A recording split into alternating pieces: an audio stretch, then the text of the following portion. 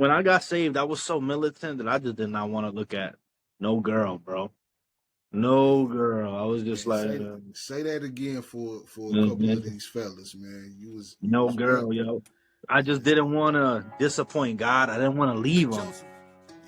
Really just didn't want to leave him, though, because I knew how easy I was.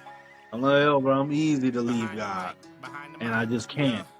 So I met her. I'm behind the mic, but I was in the streets. God is good, then he set me free. I'm a witness to the living truth. He's only trying to get with you. I was lost, now I'm found again. Let me bring the Lord all around my friends. It's a new and living testament. From all of that pain to the victory you walking in now, and now you with the Menace gang, Menace Movement. So man, how did that right there come about? Where you got with Dayton and this record label and stuff, man. How did you make that shift from doing your secular to now being a menace? Yo, I've always known of Dayton when I was living in Jersey. So when I lived in Jersey is when I really started to hone my craft as a rapper, battling in the street and stuff like that. And I ended up connecting with some dudes, that are my brothers to this day. They rap and whatever. And one of my mans, like a big bro, was older than me. He was like, yo, man, you kind of sound like this guy I know named Dayton.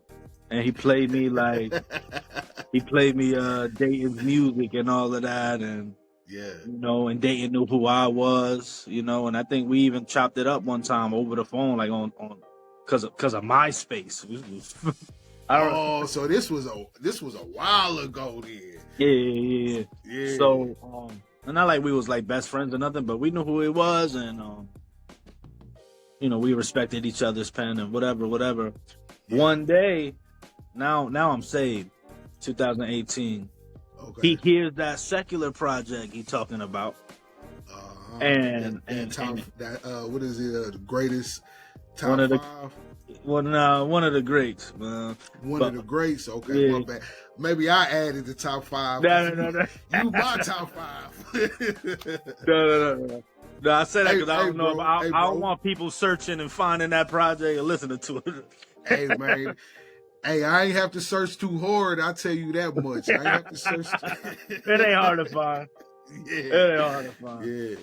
That's a good project too. But anyway, man, it's a dope project. Yeah, let's keep it real. Y'all was battling over Drake and all. Don't act like you ain't still listening to some secular shit. Don't try to judge us. So, I have a song on that project. The intro of that project was the same sample on Stefanato's project. Okay. And somebody had told him, yo, there's a rapper named C4 that is using the same sample Stefanato got. This was before Stefanato project came out, I think. And Dayton was like, I know C4. So just randomly, bro, he follows me on Instagram and he leaves like a long message in my DM, like a voice note. I'm like, yo, bro, I heard your project.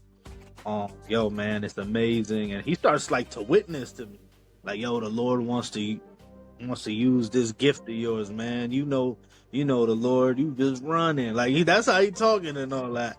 And I respond back like, well, I know I'm with the Lord now. It was like, word. Yeah. But, I wasn't rushing to do Christian rap at the time, so I didn't have no music to show him, or nothing like that. Yo, that's a hard transition. Or it was hard for me, like when folks was pushing it on me. Was it hard for you to step into that? No, it wasn't hard. What was hard was it wasn't hard. I had little thoughts of like, yo, what my music gotta sound like. You know what I mean? I thought all my songs had to be like sad or testimonial or something like that. And then I quickly was just like, yo, you know what? Look, I felt like the Lord was, put in my heart, like, yo, reach back where you come from. And I come from battle rap. I come from all that. So I still sound like the C4 they know. It's just the content is different. What I'm talking about is different. You know what I mean? But yeah, I have no music to show him, and just gradually when I did start making music, he was like, yo, send me what you making. And I would send it to him and all of that. And yo, we started to build more of a friendship, and he would even try to, like disciple me in a way. And like, yo, how's your walk going? I remember when I first got saved, I was wrestling with this and this and this and this. Yo, just because he was my man, I wasn't trying to I wasn't expecting a deal out of him either. You know what I mean? I wasn't trying to get signed with Menace or nothing like that, or try to, not that I was against it, but I just didn't want, that's not a requirement for our friendship. You know what I mean? If we're going to be friends, we're going to be friends, and, the Lord going to make a way regardless. You know what I mean? So that's really what it was. And then one day he asked me, and I was like, yo, I didn't even jump at it. It's like, let me pray about it. And I took like 2 weeks. I took like 2 weeks with it.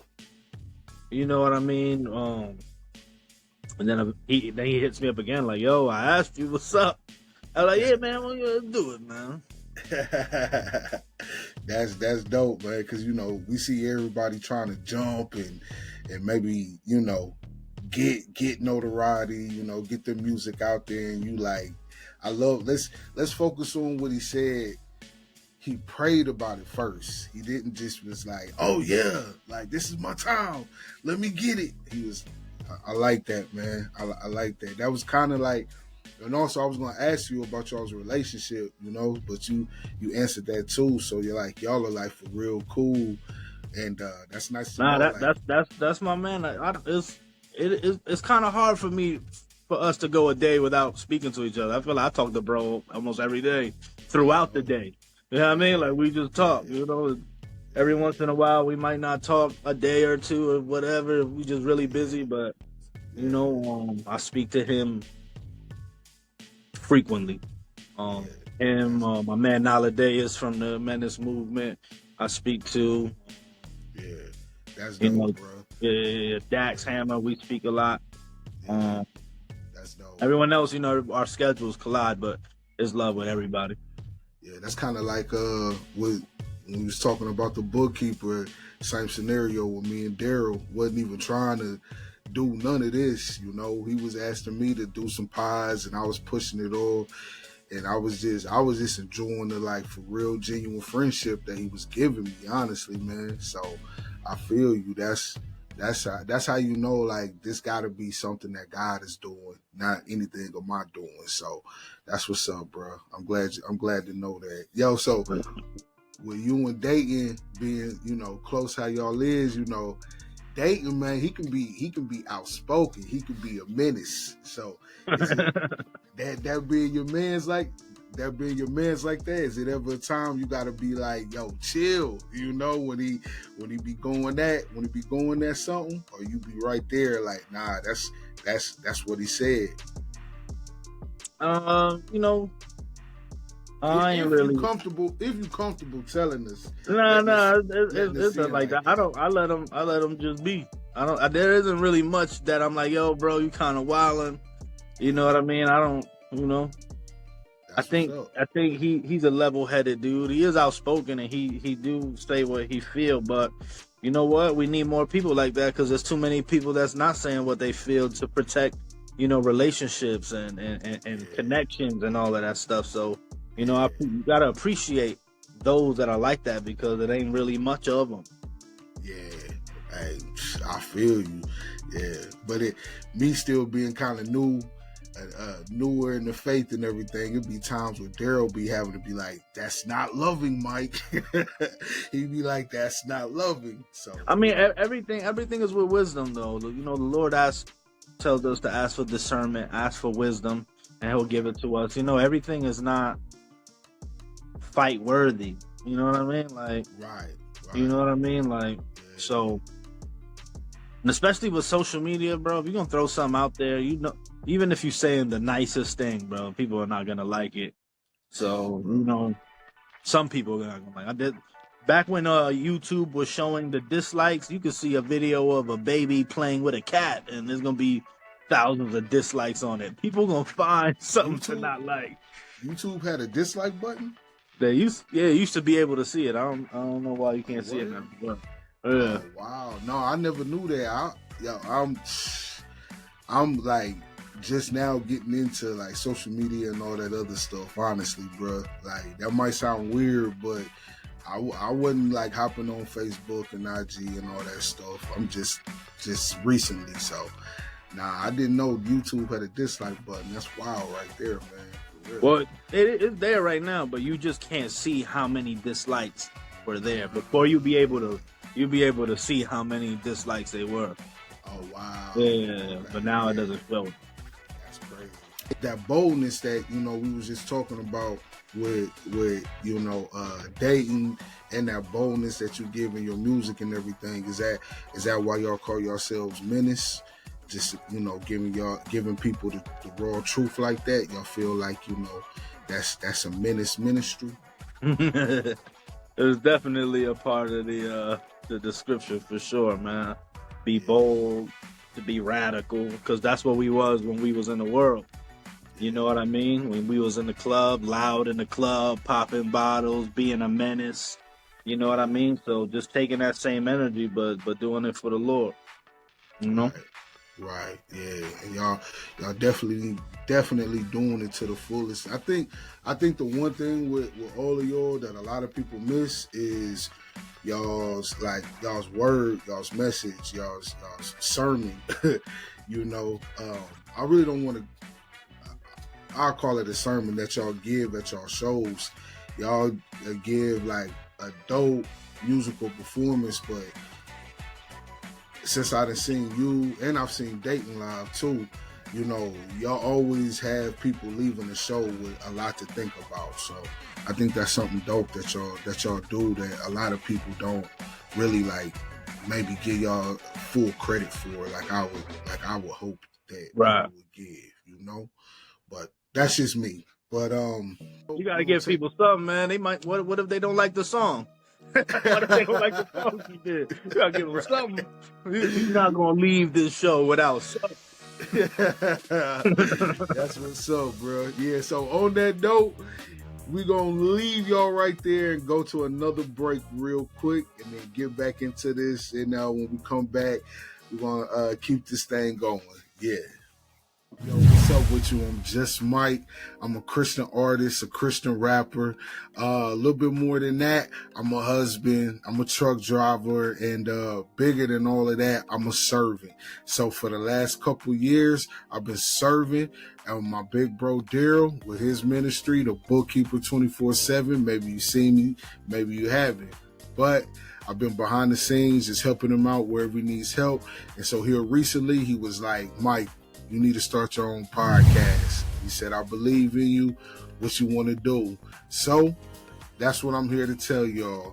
I'm starting my own fresh podcast titled Adjustments with Justmic here on the Bookkeeper 24/7 network. And so what I'm trying to do is sit down with more seasoned saints, could be rappers, could just be other servants, could be pastors, could be people starting their own ministries. Wherever the Lord leads me, that's what I'm trying to do. Sit down with them, ask some questions, get their advice, open up a window to discipleship.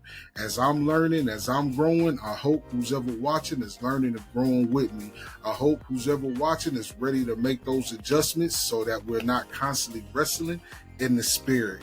And that's what my podcast is going to be about. Sitting down with seasoned saints, learning, growing, and making those adjustments together. So be on the watch out for the first episode about to drop soon. It's also going to have other guests that's going to be on other episodes. So I hope that you tune in for Adjustments dropping real soon. Yeah. Dude. Welcome back to the Bookkeeper. We still got this man. Top five. All right? That's what I'm calling him. Top 5. That guy, the grittiest C4 Crotona. Thanks for staying with us, bro. Word. That's what's up, man. So, man, the next thing I really wanted to touch on, man, is you always make such beautiful songs for your wife. I mean, I can't, if my wife is in the car, it's those songs I can't pass up. So, thank you for giving my wife a little something to listen to as well. So, man, I really like to find out, like, how did y'all meet? Because I've heard in your music, like, just how you've talked about her, like she's just somebody that's really helped you along this walk of faith as well. So, how did y'all meet, man? Yo, at the time, the church that I was going to, like when I first got saved, for some reason the pastor took a liking to me. I guess more than the others. I don't know how else to say it. And he would just he put me under the wing basically, and he was like a traveling pastor, and we would go to different places, together and all of that. And real quick, is that why in your one song you say your pastor asked if you wanted to be in leadership, and you was like, yeah, that's not deep. But yeah, so he asked me if I wanted to go to a retreat that he was gonna be preaching at for like 3 days. For those that don't know what that is, it's like 3 days shut in, no phone. You got to turn in your phone and all of that. I wasn't a participant, so I had my phone on me, but but I was just kind of there observing, you know what I mean. And my wife was there serving. She was a part of whatever was going on in the church and all of that. And I noticed her for sure, but I didn't focus on her like that, because going back to what we was talking about earlier about me giving my life to the Lord 20 times and then stopping. Every time that I gave my life to try to give my life to the Lord, it was always a girl that drug me away from God. It was always like convenient that a girl maybe a girl that I've been liking, now all of a sudden she's taking a liking to me back, or she noticed me, or just something. Every single time that I try to give my life to the Lord, it was always some young harlot just distracting me. That's a song right there, Young Harlot. That's a song. Yeah. And so when I got saved, I was so militant that I just did not want to look at no girl, bro. No girl. I was just like... Say that again for a couple of these fellas, man. No girl, yo. I just didn't want to disappoint God. I didn't want to leave him. Yeah. Really just didn't want to leave him, though, because I knew how easy I was. I'm like, yo, bro, I'm easy to leave God. And I just can't. So I met her, and then oddly enough, after the retreat was done, they invited my pastor and I over to the crib, and they whipped up some spaghetti or something like that. I don't remember. But, and even then I was just kind of quiet to myself. We didn't really speak or whatever. But, after that, maybe a couple months or maybe a year, I don't remember the timeline, I got a little friend request. Okay, so you left an impression. Okay, all right. Don't be lying either. I know she in the room. Don't be lying. Oh, listen. So she sent me a little friend request. Yeah. And I was like, how you know my name? How you know my name? Because we ain't speak. You was looking for me. She had to find you. So I accepted it, her friend request, and then I slid in her DMs like I know you. You know what I mean? And then we was talking ever since. Okay. All right. But like I said though, I was so militant in my walk though, like, yo, bro, I ain't even kissed my wife until like a year of knowing her, bro. Yeah. I ain't even want to kiss her because I just wanted to like make sure that I was grounded with God. Man. And then thank God that she was a woman of God, because she ain't like tempt me or nothing like that, and she wasn't pushing nothing like that. You know what I mean? Yeah. So there was a lot of restraint there and strength that the Lord gave, because I just didn't want to repeat the cycles, bro. In order for me to grow, I just couldn't repeat the cycles that I've always repeated. You know what I mean? So that was like that was just really important for me. And you know, when she showed the same type of you know, respect and stuff like that, I'm like, yeah, this my wife.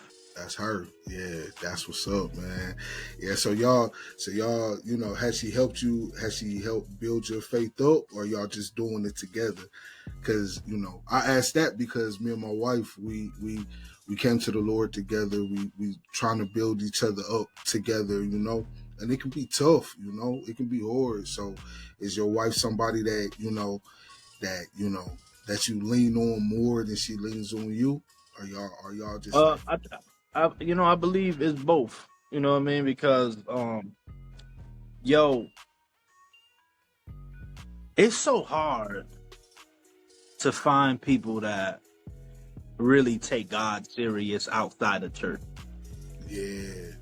You know what I mean? I remember you had a post about that show in Ohio where, you know, somebody came up to you and was like, dang, but, you know, they didn't say dang.